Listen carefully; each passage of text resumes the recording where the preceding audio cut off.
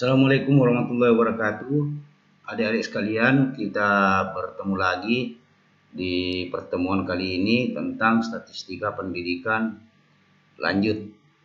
Ya, jadi kalau sebelumnya kita sudah membahas tentang konsep dasar uji hipotesis, sekarang kita akan lanjutkan bagaimana menentukan apakah dia masuk skala pengukuran interval, nominal, ordinal, atau rasio. Ini juga berfungsi untuk membantu kita dalam menentukan uji statistik yang akan digunakan dalam menganalisis data statistika.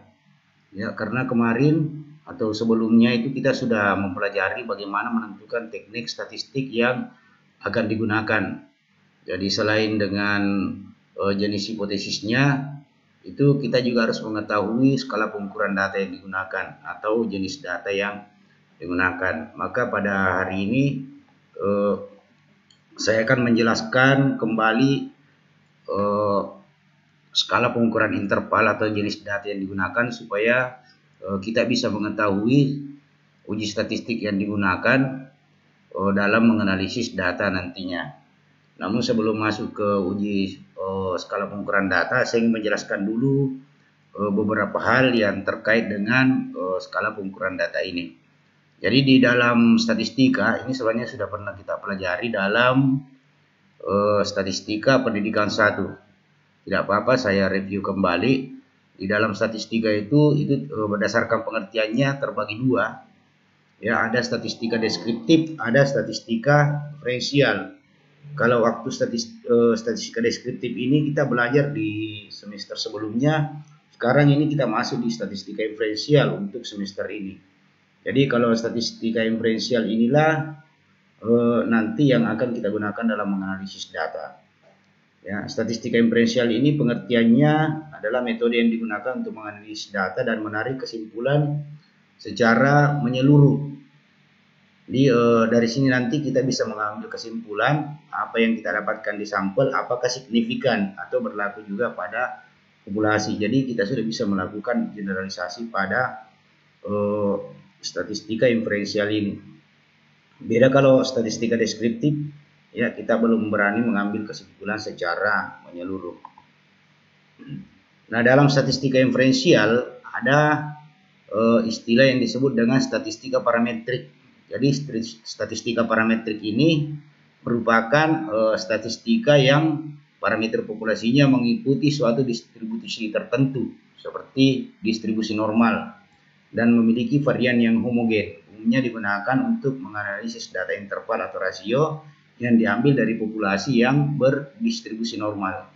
Jadi nanti di statistika parametrik itu kita cek dulu, ya. Kita cek dulu uji persyaratan analisisnya, apakah dia masuk dalam statistika parametrik atau tidak. Kalau statistika non parametrik itu bagian statistika yang parameter populasinya tidak mengikuti suatu distribusi tertentu. Artinya dia bebas persyaratan dan variannya tidak perlu homogen. Umumnya menganalisis data nominal, ordinal yang berasal dari populasi yang bebas berdistribusi. Jadi ada beberapa kata yang mendapat penekanan di sini, yaitu interval, rasio, dan berdistribusi normal. Kalau di non parametrik ini nominal, ordinal yang bebas berdistribusi. Ya, artinya bebas distribusi, artinya dia tidak perlu berdistribusi normal. Nah, bagaimana dalam statistika parametrik dan non parametrik ini nantinya itu ada persyaratan kapan kita masuk dalam statistika parametrik dan statistika non parametrik. Nah, adik-adik perlu ketahui, ya, dalam menganalisis data itu sebelum menentukan uji statistik nantinya itu kita harus paham dulu apakah data kita berada dalam statistika parametrik atau statistika non parametrik.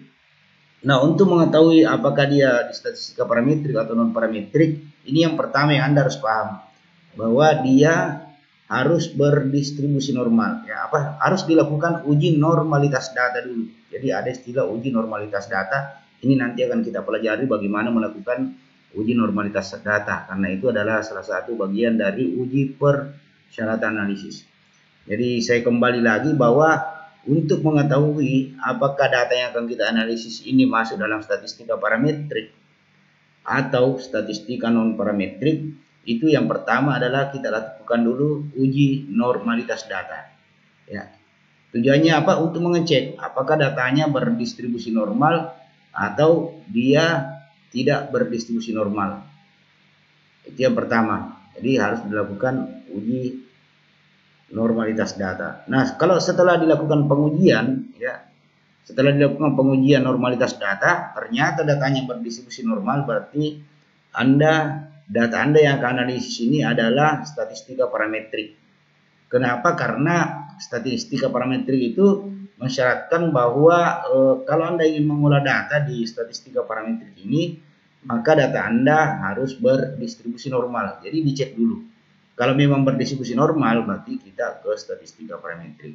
Tapi kalau diuji ternyata datanya tidak berdistribusi normal, kita bisa bekerja di statistika non parametrik. Ya, itu persyaratannya. Jadi untuk mengetahui apakah kita bisa bekerja di parametrik atau non parametrik, yang pertama Anda lakukan adalah uji normalitas data terlebih dahulu. Kalau datanya berdistribusi normal, otomatis skala pengukuran data yang kita gunakan adalah interval atau rasio. Jadi kalau di statistika parametrik itu skala pengukuran data yang kita gunakan itu adalah data interval atau rasio, ya. Jadi dicek dulu, kalau dia normal berarti kita menggunakan data interval atau rasio, itu adalah statistika parametrik. Tapi kalau datanya tidak berdistribusi normal, maka kita menggunakan skala pengukuran data atau jenis data itu adalah nominal dan ordinal. Ya, itu yang Anda bedakan. Jadi saya ulangi, kalau Anda bekerja di parametrik, berarti data harus berdistribusi normal. Dan skala pengukuran data yang digunakan adalah interval atau rasio. Kalau di non parametrik, kalau data tidak berdistribusi normal, berarti Anda bekerja di non parametrik. Nah, skala pengukuran yang digunakan adalah nominal dan ordinal. Nah, sekarang seperti apa yang dimaksud dengan skala nominal? Jadi nanti kalau Anda sudah menentukan bahwa Anda bekerja di parametrik, ya, dengan catatan Anda melakukan uji normalitas data dulu dan skala pengukuran datanya berdistribusi normal, maka itu nanti skala pengukuran data itu kan yang digunakan adalah interval atau rasio. Anda harus mengetahui ciri-ciri skala pengukuran data tersebut, ya, bagaimana membuatnya, ya, karena di dalam parametrik dan non parametrik itu kan tadi ada 4 skala pengukuran data yang digunakan. Nah, kalau kita menggunakan skala nominal, ini berarti kita melihat dulu, ya, skala nominal itu adalah skala yang membedakan kategori berdasarkan jenis atau macamnya. Fungsi bilangan hanya sebagai simbol untuk membedakan sebuah karakteristik dengan karakteristik lainnya, hanya mengelompokkan objek kategori dalam kelompok tertentu. Jadi kalau skala nominal itu hanya membedakan kategorinya saja, ya. Jadi hanya berdasarkan kategorinya. Kita tidak bisa melakukan perhitungan, ya. Jadi tidak bisa. Makanya di sini diungkapkan bahwa ciri-ciri dari skala nominal tidak dijumpai bilangan pecahan, angka yang tertera hanya label saja, tidak mempunyai urutan, kategori, data bersifat saling lepas. Ya, satu objek hanya masuk pada satu kelompok saja. Jadi itu adalah data nominal. Misalnya, ya, jenis kulit, suku daerah, agama, jenis kelamin dan sebagainya. Jadi dalam skala nominal ini kita hanya melakukan pengkategorian saja. Ya, misalnya kita ingin mengkategorikan antara jenis kelamin, ya, pria dan wanita. Jadi di situ tidak ada angka pecahan. Kalau misalnya Anda lihat di dalam formulir atau pengisian laporan biodata, biasanya kan ada angka, ya. Untuk pria itu misalnya angkanya 1, untuk wanita angkanya 0. Itu bukan menandakan bahwa itu angka, itu hanya untuk melambangkan simbol. Jadi di sini dia menyatakan jika ada angka itu yang tertera hanya simbol saja.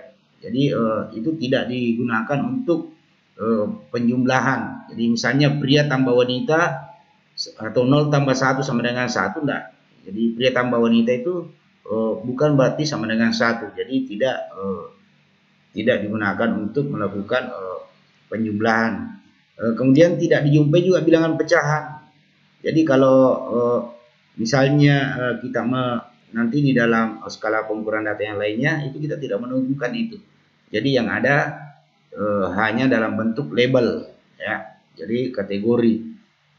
Kemudian ini tidak bisa diurutkan, ya, tidak bisa di ranking. Artinya bahwa misalnya pria lebih hebat dari wanita, itu belum tentu. Jadi tapi dia bersifat saling lepas, itu yang dimaksud dengan ciri-ciri data nominal. Jadi kalau kita hanya menentukan suku daerahnya saja, agama, ya, jenis kelamin, itu adalah ciri-ciri skala nominal.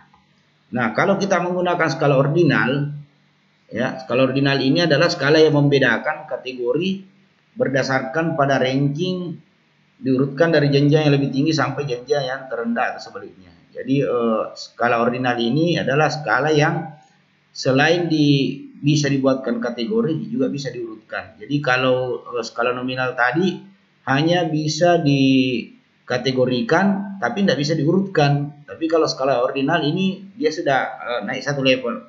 Artinya dia memiliki sifat dari atau ciri-ciri dari skala ordinal, skala nominal, ditambah lagi satu ciri-cirinya atau sifatnya, yaitu sudah bisa diurutkan, ya, dari jenjang yang lebih tinggi sampai jenjang yang terendah atau sebaliknya. Ciri-ciri skala ordinal, posisi data tidak setara, jadi tidak akan pernah setara posisi datanya. Namanya juga ordinal, ya, urutan. Tidak dapat dilakukan operasi matematika. Jadi belum bisa dilakukan operasi matematika di dalam skala ordinal. Jadi hanya bisa dikategorikan dan kita melakukan pengurutan. Contoh, ya, misalnya skala ordinal untuk tinggi badan, ada tinggi, ada sedang, ada rendah. Ya, ada kejuaraan, juara 1, juara 2, juara 3. Jadi dalam kejuaraan ini, misalnya dalam perlombaan MTQ, kalau kita ingin menyusun skalanya dalam bentuk ordinal, itu kita hanya bisa mengkategorikan dan mengurutkan saja. Misalnya di dalam juara pertandingan MTQ, ya, ada istilah juara 1, juara 2, juara 3. Ya. Itu artinya kita mengkategorikan. Kemudian diurutkan dari juara 1, atau saya tambah lagi juaranya, misalnya ada harapan 1, harapan 2, dan harapan 3, berarti ada 6 juara.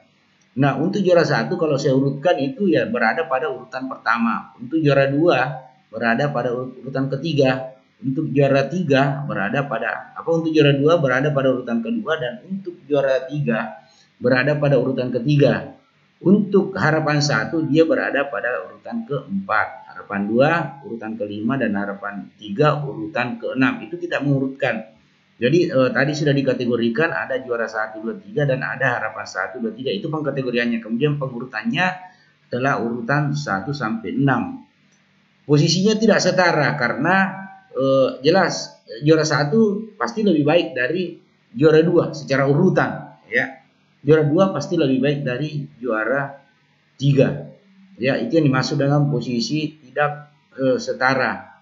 Nah, kita tidak bisa melakukan operasi matematika di situ. Misalnya juara 1 ditambah juara 2 sama dengan juara 3, tidak bisa. Jadi itu skala ordinal. Ya, kemudian jarak juga kita tidak bisa ketahui kalau skala ordinal. Kita tidak bisa mengetahui jaraknya. Kenapa? Karena selisih antara misalnya juara 1 dengan juara 2 ini dia 2 kali lipat lebih hebat daripada juara 3 misalnya. Itu tidak bisa kita buatkan jarak, ya, kita belum bisa menentukan jaraknya. Itu makanya kalau skala ordinal kita hanya sampai pada batas membuatkan kategori dan mengurutkan. Kalau nominal tadi kita hanya bisa sampai pada batas nominal hanya mengkategorikan, tapi kalau ordinal sudah bisa ditambah sifatnya satu adalah mengurutkan. Skala interval. Skala interval ini skala yang membedakan kategori yang diurutkan dengan selang atau jarak tertentu dengan jarak antar kategorinya sama dan jaraknya dapat diketahui dengan pasti. Nah, ini interval. Jadi kalau tadi skala nominal dan ordinal itu kan dia masuk di statistika non parametrik, ya. Kalau skala interval ini sudah kita menggunakannya kalau kita bekerja di statistika parametrik. Nah, skala ini sudah bisa membedakan kategori, artinya sudah bisa dibuatkan kategorinya atau dikelompokkan. Kemudian kita bisa mengurutkan, ya. Kita sudah bisa mengurutkan dan ada jarak, ya, jarak antar kategori. Ya, jarak antar kategori sama dan jaraknya dapat diketahui dengan pasti. Artinya jaraknya sama. Nah, itu interval. Jadi kalau tadi nominal ordinal, interval ini naik lagi satu level. Jadi dia bisa memiliki sifat dari nominal, yaitu bisa dibedakan lagi kategorinya. Kemudian bisa juga diurutkan. Jadi dia memiliki sifat dari ordinal, ditambah lagi satu sifatnya adalah jaraknya sudah bisa ditentukan. Tapi jarak antar kategorinya selalu sama. Ya, jaraknya bisa diketahui dengan pasti, ya, dan jaraknya dapat diketahui dengan pasti. Nah, itu ciri-ciri skala interval adalah tidak ada pemberian kode seperti yang terjadi pada nominal dan ordinal. Bisa dilakukan operasi matematika, tidak memiliki nilai nol mutlak. Nah, ini itu. Kalau Anda membuat skala interval, ya, dengan membuat kategori, misalnya pada semester sebelumnya Anda belajar penyajian data tentang tabel distribusi frekuensi. Di situ kan Anda menyusun kelompok-kelompok kelas intervalnya, ya. Jadi ada kelompok kelas interval dalam tabel distribusi frekuensi. Itu di setiap kelas intervalnya itu jaraknya selalu sama. Itu yang dimaksud ini. Ya, jadi itu skala pengukuran data interval. Kalau kita menggunakan itu dengan menyusunnya dalam bentuk tabel distribusi frekuensi. Jadi ini jarak antar kategorinya sama. Jadi antar interval, antar kelompok interval itu jaraknya selalu sama. Ya, dia memiliki jarak yang sama atau panjang kelasnya sama. Kalau dalam tabel distribusi frekuensi, ya, itu salah satu contoh menyusun skala pengukuran interval dalam bentuk tabel distribusi frekuensi. Tidak memiliki nilai nol mutlak. Nah, ini. Ya, apa yang dimaksud dengan tidak memiliki nilai nol mutlak? Artinya angka nolnya bukan benar-benar nol. Artinya begini, saya ambil contoh yang paling mudah, misalnya suhu, ya. Suhu itu kan di satuannya derajat Celcius. Kalau kita merasakan sangat dingin, itu kalau misalnya suhu di AC, ya, suhu di AC itu semakin rendah suhunya kan semakin dingin, ya. Semakin tinggi semakin panas. Jadi kalau dia berada pada suhu 16 derajat itu sudah dingin di situ. Kalau salju kalau di daerah-daerah Eropa itu ada musim salju. Nah, air membeku pada musim salju itu berada di bawah 0 derajat. Jadi kalau sudah di bawah 0 derajat itu pasti airnya membeku. Tapi kalau di atas 0 derajat atau masih 16 derajat itu air belum membeku, tapi suasananya sudah sangat dingin. Nah, bagaimana kalau dia 0 derajat? Nah, suhu pada 0 derajat ini itu disitulah yang disebut dengan titik beku. Air sudah mulai membeku pada suhu 0 derajat. Nah, itu yang dimaksud dengan nilai nol mutlak. Jadi angka 0 di sini pada derajat bukan berarti tidak ada suhu, tetapi dia justru disitulah dimulainya titik beku. Jadi 0 derajat itu dalam suhu itu disebut dengan titik beku. Nah, itu yang dimaksud dengan nilai nol mutlak, ya. Contoh lain bisa dalam pembelajaran, misalnya Anda ujian statistika, ternyata keluar nilai, rentang nilai, keluar nilai di